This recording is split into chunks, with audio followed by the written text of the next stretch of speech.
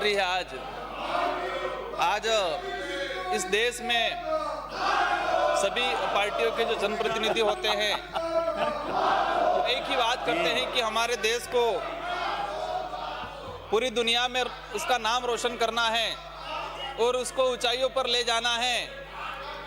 माननीय सभापति महोदय, ये आज उच्च शिक्षा पर जो डिबेट हो रही है, इस बजट में अपने मुख्यमंत्री महोदय ने मेरा विधानसभा क्षेत्र जो 84 आता है और वह 96% आदिवासी बाहुल्य क्षेत्र है और कहीं न कहीं हमारे जो बच्चे होते हैं जो उच्च शिक्षा में अवसर नहीं मिल पाता है तो यहाँ तो प्राइवेट कॉलेज में जाते हैं और पैसे के अभाव में वो लोग कई बार गुजरात छोड़ चले जाते हैं, उच्च शिक्षा में अध्ययन नहीं करते हैं। लेकिन माननीय मुख्यमंत्री महोदय ने जो उच्च शिक्षा को बढ़ावा देने के लिए मेरी विधानसभा में जो कॉलेज स्वीकृत किया, उनके लिए मैं आपके माध्यम से सरकार को धन्यवाद देना चाहूँगा। माननीय मुख्यमंत्री महोदय, ये जो आज जो सिस्टम चल रहा है, उन लोगों ने आदिवासी इलाकों में यही किया है। आदिवासी बाहुल्य क्षेत्र में जितनी कॉलेजें चलती थी, इन सभी कॉलेजों में यही डर्रा चलाया था उन लोगों ने। अगर वास्तविक ये लोग सही शिक्षा, उच्च शिक्षा से अध्ययन किया होता, वास्तविक सही कॉलेज से उन लोगों ने अध्ययन किया होता, तो आज ये उच्च शिक्षा पे डिबेट हो रही है तो वो सही तरीके से यहाँ पैरवी करते। माननीय सभापति महोदय, आपको मैं बताऊं, उस इलाकों में उन लोगों ने वनवासी कल्याण परिषद के माध्यम से उस कॉलेजों में चलाया डर्रा, उस स्कूलों में चलाया, अपनी शाखाएं खोली, धर्म के नाम, जाति के नाम शाखाएं खोल के उन लोगों ने आदिवासी बाहुल्य क्षेत्र को भड़काने का काम किया। आज तक माननीय महोदय, आज तक मैं उनके शासनकाल में मेरे विधानसभा क्षेत्र में सिमरवाड़ा कॉलेज की स्वीकृति हुई थी 2016 में। उन लोगों ने वोट बैंक बनाने के लिए कॉलेज की स्वीकृति तो करा ली, लेकिन आज तक उसका भवन नहीं बना। मैं माननीय मंत्री महोदय को धन्यवाद देना चाहूँगा कि उन्होंने मुझे आश्वस्त किया है कि इस बार इसकी स्वीकृति कराई जाएगी। माननीय सभापति महोदय, ये जो मंत्री बोलेगा, आज हमारे इलाके में अधिकतर बच्चे BSTC बीएड करते हैं और वो लोग जब आवेदन करते हैं और हमारे डूंगरपुर बांसवाड़ा के जितने आदिवासी बाहुल्य क्षेत्र के जो बच्चे होते हैं, उन लोगों को शेखावटी या इधर जोधपुर साइड का इलाका दे दिया जाता है। जब प्रशिक्षण के लिए आते हैं तो वहाँ पर इन कॉलेजों में उन लोगों से सेटिंग वाला जो सिस्टम जमाया जाता है और उनके कुछ एक भारी रकम उनसे वसूली जाती है और उनके घर पे बैठे हुए डिग्री दी जाती है। मतलब कहीं न कहीं ये उच्च शिक्षा, ये जो प्रशिक्षण जो कराए जा रहे हैं वो एक न एक भ्रष्टाचार की ओर बढ़ रहे हैं। मतलब एक शिक्षा के नाम से एक जो व्यवस्था बनी हुई है और शिक्षा के नाम से जो दुकानें खोल रखी है, इन पे कहीं न कहीं सरकार को ध्यान देना चाहिए। माननीय सभापति महोदय, एक 2011 की जो भर्ती थी, हमें PTI के लिए हम एक डिग्री कराते हैं, एक तो कराते हैं BPEd और पहले जो BPI, MPI और APEd का जो कोर्स करवाया जाता था। माननीय सभापति महोदय, मैं आपके माध्यम से मंत्री जी को ध्यान में लाना चाह रहा हूं कि ये जो BPA कोर्स है, उस कोर्स को 2011 की जो भर्ती हुई, उस भर्ती में जिन जो कोर्स किया था, इन लड़कों को कहीं न कहीं वंचित रखा गया है। माननीय सभापति महोदय, ये जो पत्राचार पे पत्राचार हो रहे हैं और ये बच्चे कई लंबे समय से अपनी मांग रख रहे हैं कि हमने कोर्स कर रखा है, वो कोर्स करने के बाद हम भटक रहे हैं, तो कहीं न कहीं ये PTI भर्ती जो 2011 में हुई है और अभी बाद में जो PTI भर्ती हो रही है, उनमें हमें सम्मिलित किया जाए। माननीय सभापति महोदय, उनका तरीका है ये, उनका तरीका है, मैं उस इलाके से आता हूँ, आदिवासी बाहुल्य क्षेत्र से आता हूँ, दबाने का तरीका है ये, इस तरह दबाया जाता है हम लोगों को। आज तक उन लोगों ने यही किया है, उधर भी जितने विधायक जाते हैं उन सबको दबाया जाता है, इसी तरह दबाया जाता है। माननीय सभापति महोदय, मैं आपका शरण चाहता हूँ, इस तरह जो दबाया जाता है, मुझे जो बोलने से रोका जा रहा है, मुझे जो डिस्टर्ब किया जा रहा है, माननीय सभापति महोदय, ये जो मैं आपकी चरण चाहता हूँ, हमें जो बोल रहे हैं उसमें डिस्टर्ब नहीं किया जाए। माननीय सभापति महोदय, ये जो हमारे डूंगरपुर जिले में भोगीलाल पंड्या महाविद्यालय है और एक वीर कालीबाई कन्या महाविद्यालय है, उस महाविद्यालय में जो स्वीकृत पद है, उस स्वीकृत पद के अनुरूप भी वहाँ पर व्याख्याता नहीं लगे हुए हैं। लेकिन एक दुख की बात है, भले उधर की सरकार रही हो या इधर की सरकार रही हो, वहाँ पर जो व्याख्याता लगता है और कुछ ही समय बाद वहाँ पर से अपने गृह जिलों में किसी न किसी की पहुँच बना के यहाँ पर आ जाता है। आपको मैं बता दूँ, पिछली बार भी विधानसभा में ये मांग उठी थी और माननीय मंत्री महोदय ने उन जो कार्य व्यवस्था के लिए जितने आदेश हुए थे उन सभी आदेशों को निरस्त करवाया था। मैं आपके ध्यान में लाना चाहूँगा कि 23 जुलाई 2020 को पत्र क्रमांक A51 आकाशिक 2011-2020 584 के तहत 9 ऐसे व्याख्याता थे जो वीर कन्या कालीबाई महाविद्यालय और भोगीलाल पंड्या महाविद्यालय में लगे थे और वो लोग दूसरी जगह कार्य व्यवस्था के लिए लगाए गए थे। वो आदेश निरस्त किया 20 जुलाई 2020 को। लेकिन कुछ ही समय बाद हमारे यहाँ के लोगों ने मंत्री जी पे प्रेशर बनाया। कई ऐसे जो बड़े जनप्रतिनिधि थे उन्होंने प्रेशर बना के वो आदेश वापस यथावत लगाए गए। ये कौन सा नियम है कि जो व्याख्याता उस कॉलेज में लग रहा है और लगने के बाद वहाँ पर ज्वाइनिंग दे रहा है, ज्वाइनिंग देने के बाद 1 महीने तक भी सेवा नहीं दे रहा है और उसको कार्य व्यवस्था के हिसाब से यहाँ लगाया जा रहा है। जो स्वीकृत पद है वहाँ पर 10% पद भी भरे हुए नहीं है और जो वहाँ पर भरे हुए हैं उनमें से भी कार्य व्यवस्था के लिए दूसरी जगह लगाया जा रहा है। तो वहाँ लंबे समय से उस इलाके में अनुसूचित क्षेत्र के अंतर्गत अनुसूचित क्षेत्र के बाहर के अध्यापक लगे हुए हैं, 3rd ग्रेड अध्यापक। हम चाहते हैं, पहले तो वहाँ कहीं न कहीं कमी थी तो हमें आवश्यकता थी, लेकिन आज हमारा बच्चा पढ़ा लिखा है और कहीं न कहीं सबने B.Ed BSc कर रखी है और इतनी भारी संख्या में जो भी आगे बढ़ रहे हैं। तो माननीय सभापति महोदय, मुझे ये समझ में नहीं आता है कि हम उच्च शिक्षा में तो उस इलाके से जो व्याख्याता लगे हैं उनको यहाँ पर कार्य व्यवस्था के लिए लगा रहे हैं और दूसरी तरफ हम 3rd ग्रेड के ट्रांसफर के लिए 2nd ग्रेड में जो उधर लगे हुए हैं उन लोगों के ये कह रहे हैं कि अनुसूचित क्षेत्र के अंतर्गत वहाँ पर व्यवस्था बनाए रखने के लिए अध्यापकों की कमी है, इसलिए हम उन लोगों को इस इलाके में नहीं ला रहे हैं। मतलब ये दो तरफा नीति किस बात की हो रही है? हम व्याख्याताओं को तो इधर लगा रहे हैं कार्य व्यवस्था के लिए और वहाँ पर दूसरे जो 3rd ग्रेड 2nd ग्रेड के जो लगे हुए वहाँ पर उनकी आवश्यकता नहीं। अगर वो पद खाली होंगे तो हमारे जो आने वाले बच्चे लगेंगे। तो ये दो तरफा जो नीति की जा रही है उसको कहीं न कहीं ध्यान में लाया जाए और आपके माध्यम से मंत्री जी जब जवाब देंगे तो मैं चाहूँगा कि भोगीलाल पंड्या महाविद्यालय और वीर कन्या कालीबाई महाविद्यालय से जितने लोग कार्य व्यवस्था हेतु बाहर लगे हुए उनको निरस्त किया जाए और आदिवासी एरिया के जो बच्चे हैं उनको राहत प्रदान की जाए। माननीय सभापति महोदय, अभी मैंने जो एक बताया था कि BPA कोर्स कर रखा है लड़कों ने, लेकिन उनको PTI भर्ती में शामिल नहीं किया जाता है। इसी तरह एक जो मामला चल रहा है कि चित्तौड़ जिले में मेवाड़ विश्वविद्यालय चल रहा है और मेवाड़ विश्वविद्यालय के अंतर्गत लंबे समय 2018 से एनिमल हस्बेंड्री डिप्लोमा कोर्स करवाया जा रहा है। 2018 से वहाँ पर एनिमल हस्बेंड्री डिप्लोमा कोर्स करवाया जा रहा है।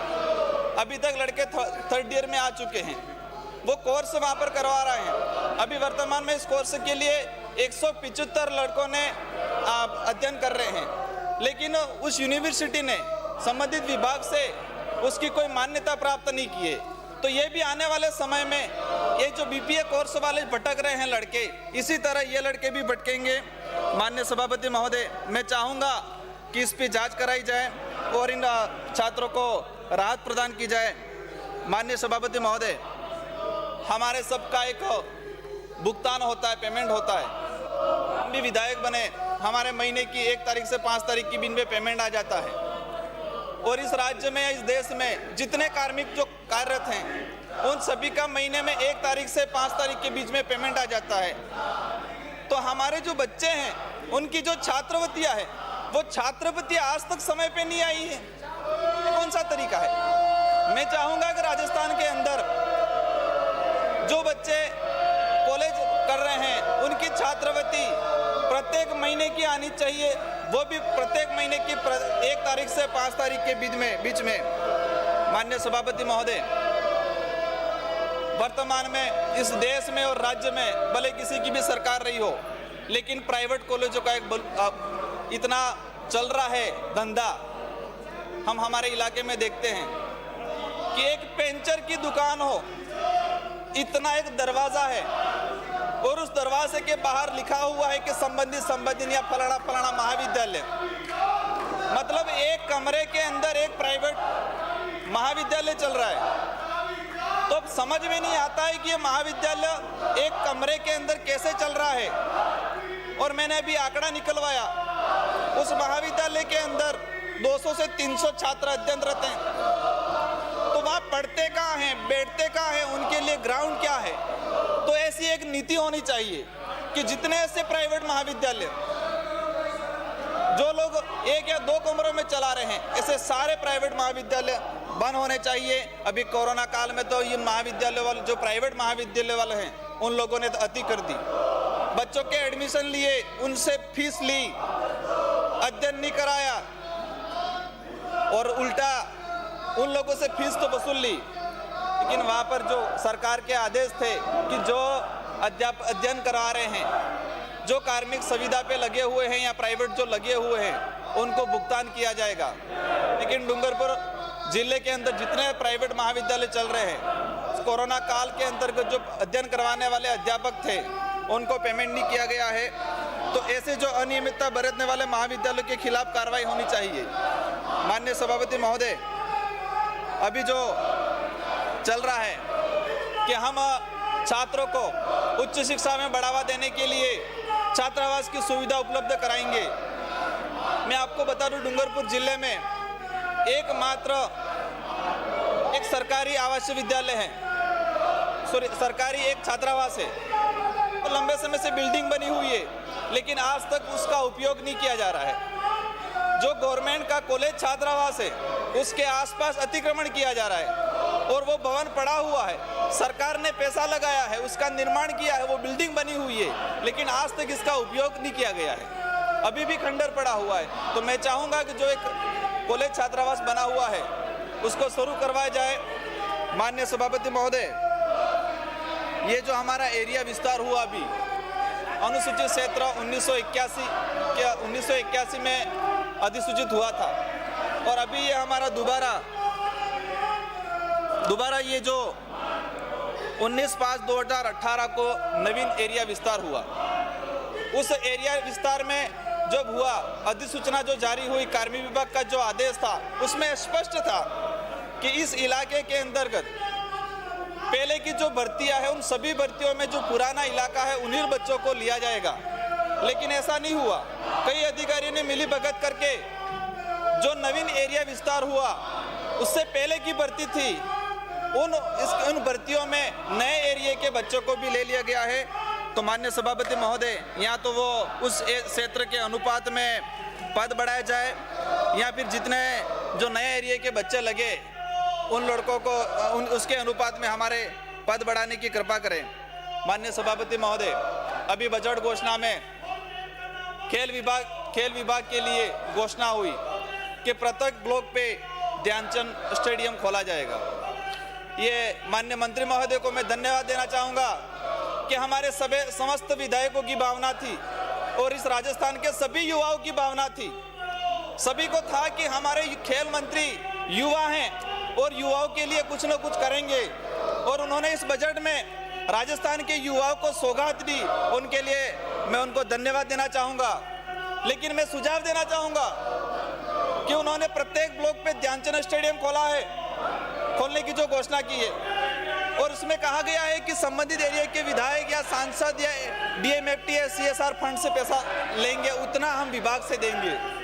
तो मैं कुछ इसमें संशोधन चाहूँगा कि जो हमारे अनुसूचित क्षेत्र के अंदर जो स्टेडियम खोले जाएंगे, उसके अंदर TAD विभाग से भी कन्वर्जन करवाया जाए, क्योंकि आदिवासियों के उद्धार के लिए हमारे केंद्र सरकार से भी पैसा आता है और राज्य सरकार भी अलग से पैसा देती है। तो हम चाहेंगे अनुसूचित क्षेत्र के अंतर्गत जितने जो खेल स्टेडियम बनाए जाएंगे, उसमें TAD से भी कुछ पैसा दिया जाए। अन्य सभापति महोदय, सबकी मांग थी हमारे तीरंदाजी के क्षेत्र में राजस्थान ने नाम रोशन किया है और उस राजस्थान के अंदर भी बांसवाड़ा और डूंगरपुर से जो हमारे लिम्बाराम जी और हमारे एक स्वर्गीय ननोमा जी, उन्होंने नाम रोशन किया है पूरे देश का। माननीय सभापति महोदय, देखो आज तक उन लोगों ने यही किया है, ऐसे ही डराया गया है उन लोगों, हमारे लोगों को, और ऐसे ही दबाया गया है। माननीय सभापति महोदय, पूरे उदयपुर संभाग में एक समय था कि उनकी शाखाओं के द्वारा पूरे युवाओं को रास्ता भटका दिया गया था। पूरे युवाओं को कॉलेज के अंदर सिर्फ नारे लगवाए जाते थे और एबीपी का पाठ पढ़ाया जाता था और शाखा में पढ़ाया जाता था। माननीय सभापति महोदय, यही सिस्टम चलाया जाता था। लेकिन एक दिन ऐसा भी आया कि उनकी जो झूठी विचारधारा थी, उनका जो ये एजेंडा था फर्जी, वो सारा एजेंडा फेल हो चुका है और आज पूरे उदयपुर संभाग में उनका सफाया हो चुका है। माननीय सभापति महोदय, मैं चाहूंगा एक उदयपुर संभाग में एक ट्राइबल एकेडमी का भी से टाइम दे रखा है आपको, तो आज ट्राइबल एकेडमी खोली जाए। मतलब हमारे जो ट्राइबल्स के जो गेम होते हैं, जैसे कि कबड्डी है, खो खो है, और ये तीरंदाजी है, और ये हॉकी है, तो हम ये चाहेंगे माननीय मंत्री महोदय से कि डूंगरपुर जिले में आर्चरी का तो खोला है, उसके साथ एक ट्राइबल एकेडमी खोली जाए, जिससे हमारे इलाके के अंदर के जो लड़के हैं, आज जो युवा पीढ़ी है कहीं न कहीं भटक रही है। एक खेल ऐसा माध्यम है कि वो युवाओं को जोड़ता है और जोड़ के सही दिशा में ले जाता है। खेल के माध्यम से युवाओं में एक शारीरिक ताकत आती है और उनके शारीरिक विकास भी होता है और साथ ही उनका बुद्धि का विकास भी होता है। एक युवा पीढ़ी या एक जो छात्र है, बच्चे हैं, और शिक्षा के बीच में समन्वय बनाने का काम करता है खेल विभाग। तो मैं चाहूँगा कि हमारे ट्राइबल्स के जितने बच्चे हैं, इन बच्चे को सही दिशा देने के लिए डूंगरपुर जिले में ट्राइबल एकेडमी खोली जाए। माननीय सभापति महोदय, मेरे विधानसभा में पहले से 2 ITI कॉलेज चल रही है और ये एक ITI कॉलेज का भवन अभी वर्तमान में संचालित हो रहा है। माननीय मंत्री महोदय हैं, तो मैं चाहूँगा कि भवन तो बन गया है लेकिन उनके अंदर क्लासें नहीं लग रही है, तो कहीं न कहीं एक क्लासें लगाई जाए। माननीय सभापति महोदय, ये लोग बात करते हैं शिक्षा की, मैं आपको ऐसी बात बताऊंगा कि उन्होंने पिछली बार कई स्कूलें बंद की। आपको एक ऐसी बात बताऊंगा उसको सुन के अजीब लगेगा कि हम शिक्षा की देवी मानते हैं कालीबाई कलासुआ। एक कालीबाई वो बच्ची थी, उन्होंने अपने गुरु की जान बचाने के लिए अंग्रेजी शासनकाल में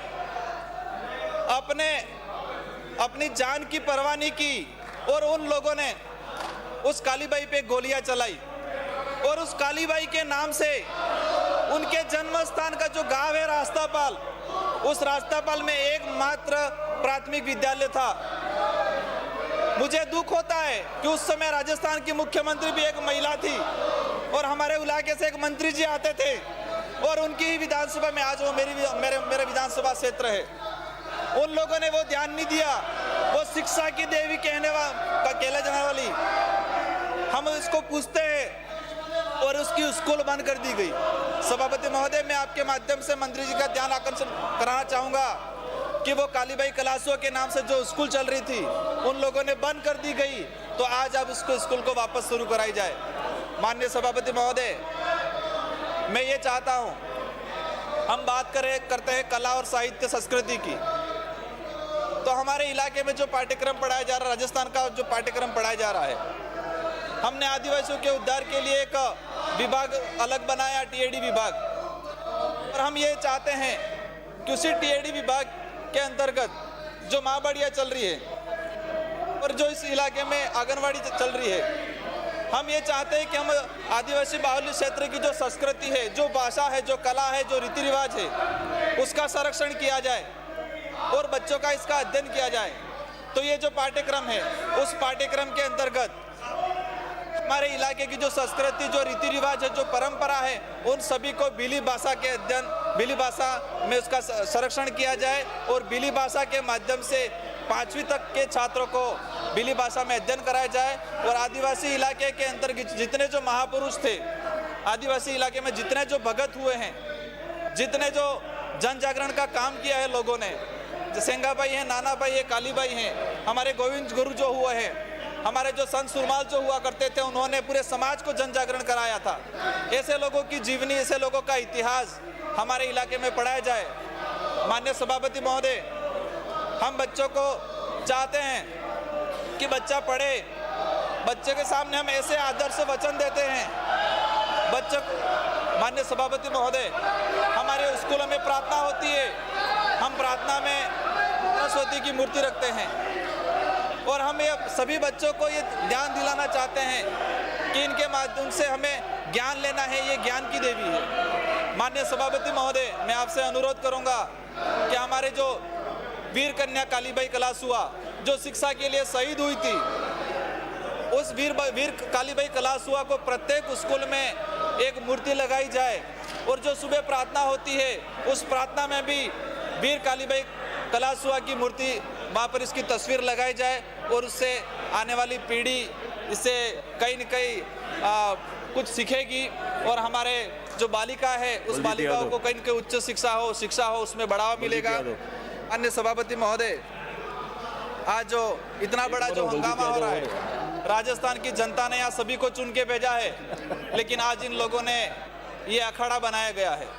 अगर वास्तविक हम शिक्षा की बात करते, आज इतना महत्वपूर्ण बिंदु था, हम चाहते हैं कि हमारे देश को, हमारे राज्य को आगे बढ़ाया जाए और वो शिक्षा ही ऐसा माध्यम है, उसके माध्यम से ही हमारे राज्य और हमारे देश का उद्धार हो सकता है। लेकिन आज उन लोगों ने इतना बखड़ा खड़ा कर दिया और इस जो विषय है उस विषय को, इस विषय पे जो सदस्य बोल रहे हैं उनको भी रोकने का काम किया जा रहा है। माननीय सभापति महोदय, आपके माध्यम से मैं माननीय मंत्री महोदय से विशेष निवेदन करूंगा कि हमारे चिखली में जो कॉलेज खोली है, उस कॉलेज के अंतर्गत विज्ञान विषय है, विज्ञान विषय, कला विषय और वाणिज्य विषय भी खोला जाए। माननीय सभापति महोदय, हमारे देश का जो युवा आज कहीं न कहीं सड़कों पे आ रहा है, भले शिक्षा के लिए हो, रोजगार के लिए हो, उन लोगों ने बड़ी बड़ी लालचें दी, इतने बड़े रोजगार दे देंगे, इतनी संख्या में रोजगार दे देंगे, और लोगों ने, इस युवाओं ने बहकाव में आके उन लोगों को वोट दे दिए।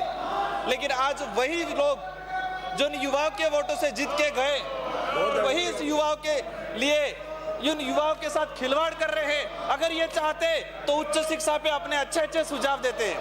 माननीय सभापति महोदय, मैं अपनी वाणी को यही विराम दूंगा और मैं आशा करूंगा कि ये लोग, ये जो हंगामा हो रहा है, इसको समाप्त करके उच्च शिक्षा में बढ़ावा